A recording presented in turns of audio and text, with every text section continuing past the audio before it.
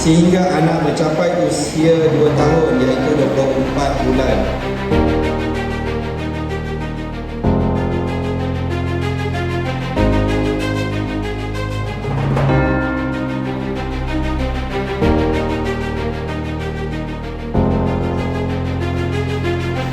Masalah bergemukan atau kurang gizi, selalu sakit.